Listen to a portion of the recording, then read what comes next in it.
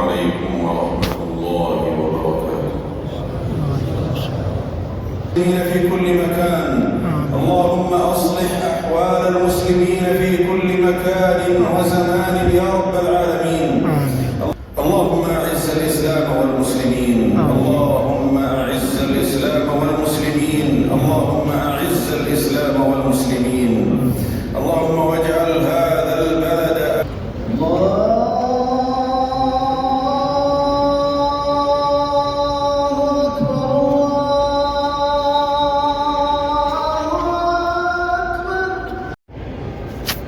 Bismillahirrahmanirrahim. Assalamualaikum warahmatullahi wabarakatuh. Welcome back to my channel Madina video के साथ मैं उद्रा भी मदीना मुनव्वरा से सबसे पहले दिल सलाम अल्लाहुम्मा सल्ली व सल्लिम अला नबीना व हबीबना मुहम्मद सल्लल्लाहु अलैहि वसल्लम। माशाअल्लाह उम्मीद करता हूँ आप तमाम दोस्तों बहुत से होंगे। आज माशाअल्लाह माह शबान का आज पहला जुमाअतुल मुबारक है। मेरी तरफ से जितने भी हमारे व्यूवर्स, हमारे बहन भाई दोस्त अब जितने भी मुसलमान हमें देखने या सुनने वाले सबको माशाअल्लाह जुमाअतुल मुबारक। आज माशाअल्लाह नवासे रसूल सल्लल्लाहु अलैहि वसल्लम और गोशा हज़रत बतौल माशाअल्लाह आपके नवासे हज़रत इमाम हुसैन अलैहिस्सलाम आपकी विलादत का दिन है। आपके करोड़ों दुरूद सलाम। और माशाअल्लाह आज माह शबान का जो पहला जुमाअतुल मुबारक हम इंशाअल्लाह मस्जिद नबवी से जुम्मे का खुतबा आपके साथ शेयर करेंगे इंशाअल्लाह। तो वीडियो को लास्ट तक देखें। अगर आप हमारे चैनल पर नए हैं तो चैनल को ज़रूर सब्सक्राइब कर लें और बेल आइकन को तो साथ प्रेस कर लें ताकि आने वाली हर वीडियोज़ आपको बर वक्त मिलती रहे। और अल्हम्दुलिल्लाह आज हम मस्जिद नबी के हरम के अंदर दाखिल हो चुके हैं माशाल्लाह। और अभी यहाँ से पहले ज़मज़म का पानी पिएंगे और फिर इंशाअल्लाह नमाज़ जुमा का खुतबा आपके साथ शेयर करेंगे माशाल्लाह। मस्जिद नबी की रौनकें देखें आप माशाल्लाह। अभी हरम में हर जगह सब फुल हो चुकी हैं। दरवाज़े जितने भी दाखिली जो शर्तें हैं जहाँ पे सिक्योरिटी तैनात की गई है वो सब अभी दाखिली दरवाज़े बंद कर दिए गए हैं। अब अगर आप भी मस्जिद नबी में हरम में अंदर नमाज़ पढ़ना चाहते हैं तो आप भी 10 साढ़े 10 बजे के करीब आप मस्जिद नबी में दाखिल हो जाएं तो आप भी अंदर हरम में नमाज जुमा की अदायगी कर सकते हैं माशाल्लाह। और यहाँ से भी पहले पी गई माशाल्लाह ज़मज़म का पानी। अल्लाह ताला ये सआदत हर मुसलमान को नसीब फरमाए। और बिलखसूस जितने भी दोस्त अब हमें दुआ के लिए कहते हैं अल्लाह ताला हम सबको जल्द से जल्द मक्का और मदीना की हाज़िरी नसीब फरमाए, आमीन या रब्बुल आलमीन। और जब भी आप ज़मज़म का पानी पिएं तो साथ दुआ ज़रूर किया करें। बिस्मिल्लाह।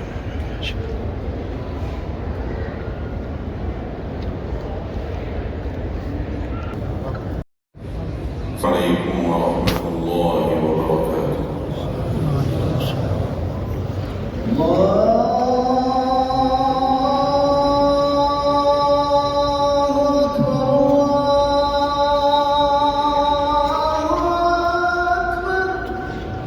अल्लाहु अकबर, अल्लाहु अकबर।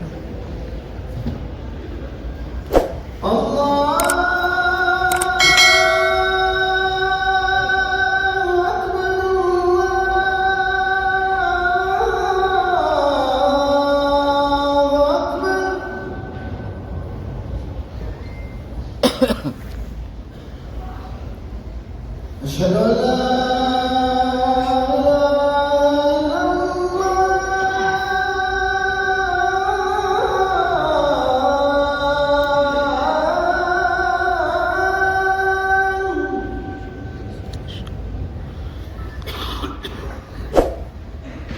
أشهد أن لا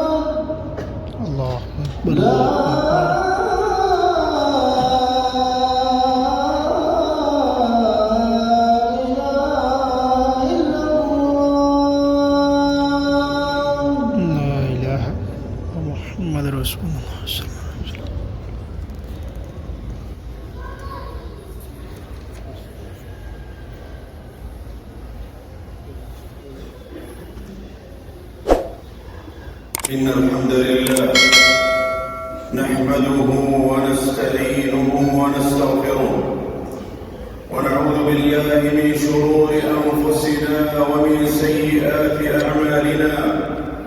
من يهده الله فلا مضل له ومن يضلل فلا هادي له، وأشهد أن لا إله إلا الله وحده لا شريك له، وأشهد أن نبينا محمدًا عبده ورسوله. يا أيها الذين آمنوا اتقوا الله حق تقاته ولا تموتن إلا وأنتم مسلمون. يا أيها الناس اتقوا ربكم الذي خلقكم من نفس واحدة وخلق منها زوجها وبث منهما رجالا كثيرا ونساء، واتقوا الله الذي تساءلون به والأرحام إن الله كان عليكم رقيبا. يا أيها الذين آمنوا اتقوا الله وقولوا قولا سديدا يصلح لكم أعمالكم ويغفر لكم ذنوبكم، ومن يطع الله ورسوله فقد فاز فوزا عظيما. أما بعد، إخوة الإيمان، فإن تقوى الله وخشيته سرور تنشرح له السرائر ونور تنفتح منه البصائر، وأهل التقوى بجنة الدنيا ينعمون وفي معية الله يتقلبون. إن الله مع الذين اتقوا والذين هم محسنون، ومن كان الله معه فإن معه الفئة التي لا تغلب، والحارس الذي لا ينام، والهادي الذي لا يضل. معشر المؤمنين والمؤمنات، إن المقصد الذي أجمع العقلاء على السعي في سبيله واتفقوا على اختلاف منازعهم وتفاوت طبائعهم على تحصيله هو تحقيق طمأنينة القلب، هو تحقيق طمأنينة القلب وسكينة النفس التي بها تكون الحياة الطيبة والعيشة الراضية. وكم تنكب كثير من الخلق سبيل ذلك، وكم تطوحوا في تلك المسالك، ولكننا نجد أن الله سبحانه في تنزيله يدلنا على سبيل تحقيق تلك الغاية في قوله جل شأنه: من عمل صالحا من ذكر أو أنثى وهو مؤمن فلنحيينه حياة طيبة ولنجزينهم أجرهم بأحسن ما كانوا يعملون.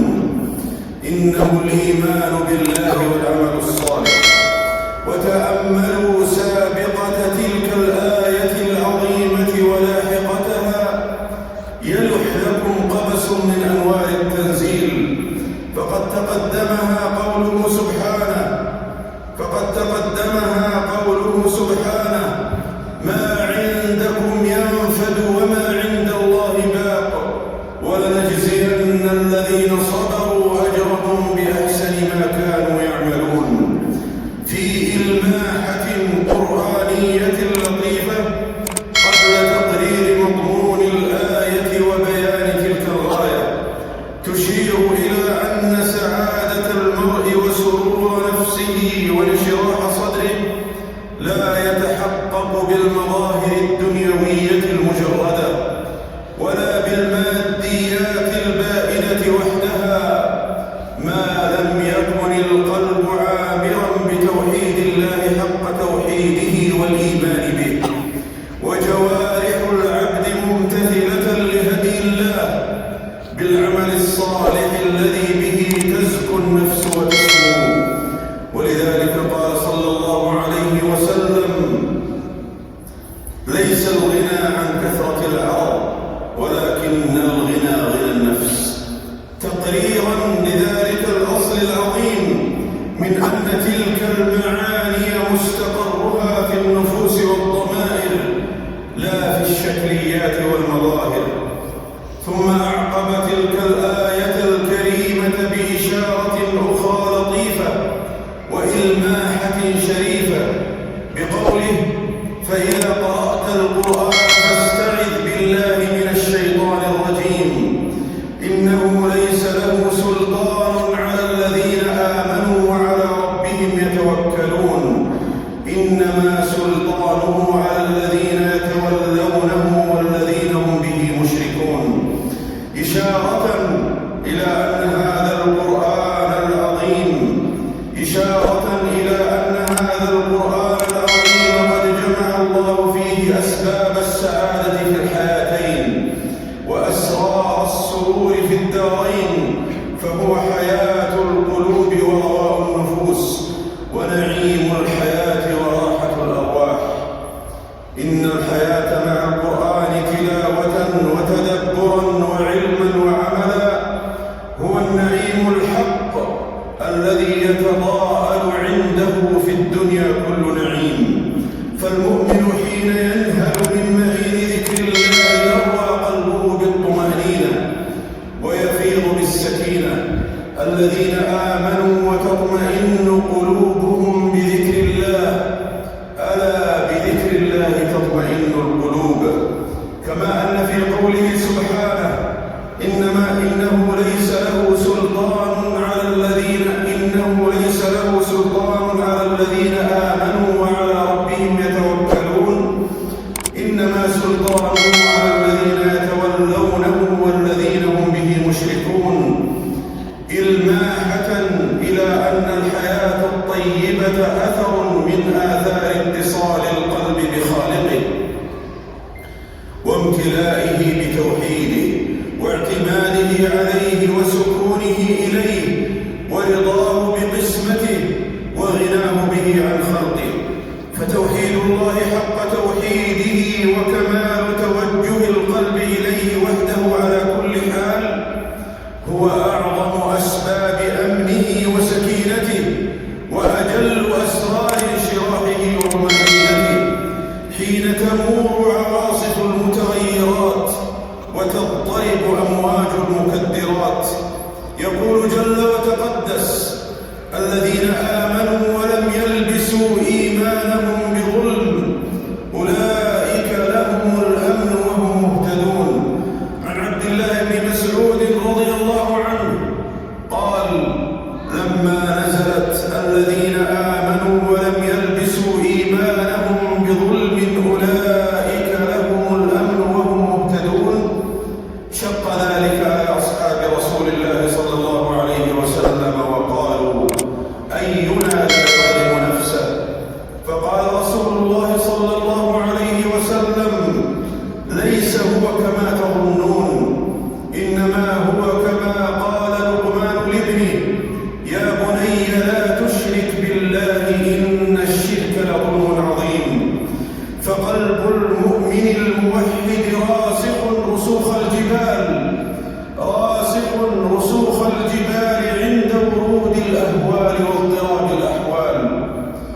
إخوة الإيمان، إن السعادة معنى كامل وشعور باطن لا ترى بالألفاظ ولا توصف بالألفاظ ولا تشترى بالأموال والمتاع ولا تحرز بالحصون والقلاع، ولكن لها آثارا ظاهرة وأنوار باهرة يجدها المؤمن متمثلة في مشاعر السكينة ورضا النفس وغناها وطمأنينتها وسرورها. بارك الله لي ولكم في الكتاب والسنة وأتم علينا وعليكم المنة. أقول هذا القول الذي سمعتم وأستغفر الله لي ولكم إنه كان عفوا غفورا. نعمته الدفاق حمدا تزيد به النعماء وتنمي وتهمل به الآلاء وتهمي، والصلاة والسلام على من ختمت به الرسالات وطبقت شمس دعوته الآفاق، نبينا محمد وعلى آله وصحبه ومن اتبعهم بإحسان إلى يوم التلاق. صلاة وسلاما تتوالى بالغدو والآصال والعشي والإشراق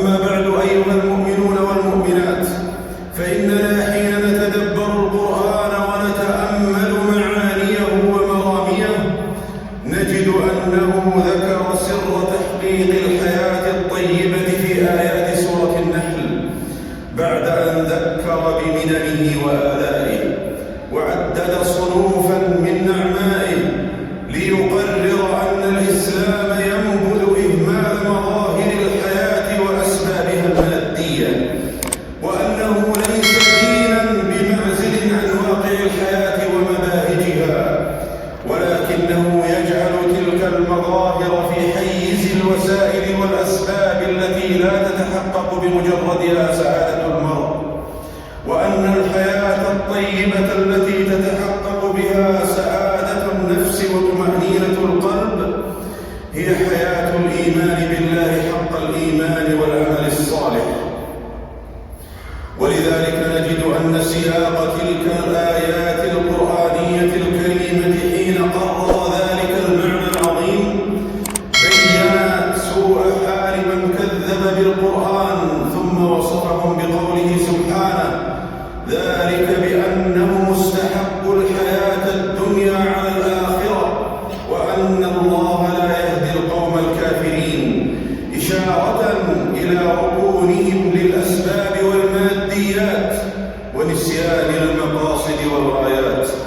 ثم خوف من كفران نعمته بقوله: وضرب الله مثلا قرية كانت آمنة مطمئنة يأتيها رزقها رغدا من كل مكان فكفرت بأنعم الله فأذاقها الله لباس الجوع والخوف بما كانوا يصنعون، ولقد جاءهم رسول منهم فكذبوه فأخذهم العذاب وهم ظالمون.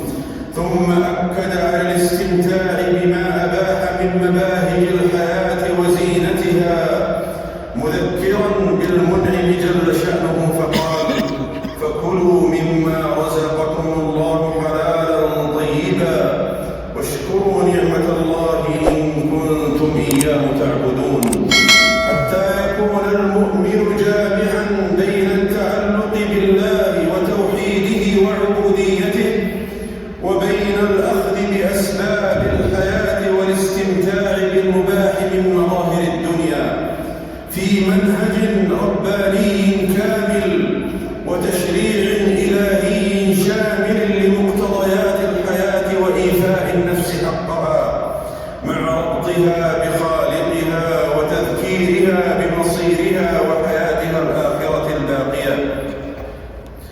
واعلموا أيها المؤمنون أنها تندب كثرة الصلاة والسلام في هذا اليوم من الأيام على صفوة الخلق وسيد الأنام صلوات الله وسلامه عليه. يقول صلى الله عليه وسلم: إن من أفضل أيامكم يوم الجمعة فأكثروا علي من الصلاة فيه فإن صلاتكم معروضة علي. اللهم صل وسلم وبارك على سيد الأولين والآخرين وإمام المرسلين وخاتم النبيين وعلى آله وصحبه أجمعين وعن التابعين ومن تبعهم بإحسان إلى يوم الدين، وعنا معهم بمنك وكرمك وفضلك يا أكرم الأكرمين.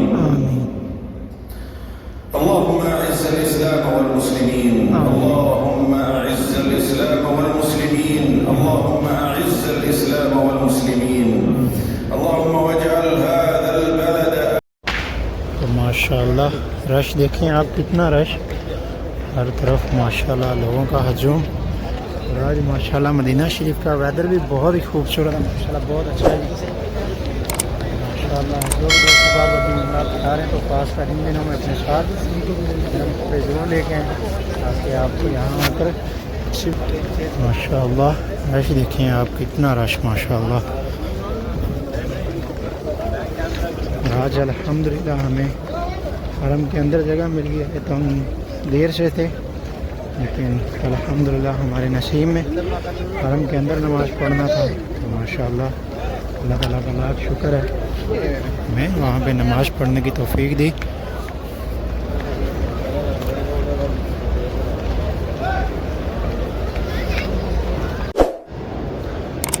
अल्हम्दुलिल्लाह जी अभी हमने नमाज़ जुम्मे की नमाज़ अदा कर ली। दुआ है अल्लाह तबारक व तआला हम सब का यहाँ आना जाना बैठना ज़िक्र अज़कार करना और जुम्मे की नमाज़ बाजमात अदा करना अपनी बारगाह में कबूल फरमाए। और बिलखसूस जिन दो सवाब ने हमें दुआ की दरख्वास्त की अल्लाह ताला हम सब की तमाम दुनिया खैर मुराद जायज़ ख्वाहिशात को पूरा फरमाए। आमीन या रब्बुल आलमीन। दुनिया में लोगों के साथ अपने भाई को दें इजाज़त। अब तक के लिए इतने, इंशाअल्लाह मिलते हैं आपको दोबारा नेक्स्ट व्लॉग में। तब तक के लिए अल्लाह हाफिज़। दुआ में याद रखिएगा। अल्लाह हाफिज़। अल्लाह हाफिज़। آمنا مطمئنا وسائر بلاد المسلمين. اللهم احفظ مهوى أفئدة المسلمين ومحضر الحرمين الشريفين يا رب العالمين. اللهم احفظ ولاة أمرها وعلماءها ومقدساتها وحرماتها وعقيدتها وأمنها وأخلاقها، واحرس حدودها واحفظ جنودها يا رب العالمين. اللهم واحفظ القائمين على خدمة الحرمين الشريفين والعناية بقاصديهما، وعلى رأسهم خادم الحرمين الشريفين وولي عهده يا رب العالمين. اللهم احفظهما بعنايتك واكلأهما برعايتك يا رب العالمين.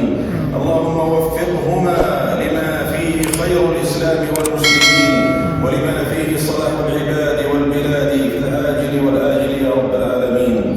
اللهم أصلح أحوال المسلمين في كل مكان.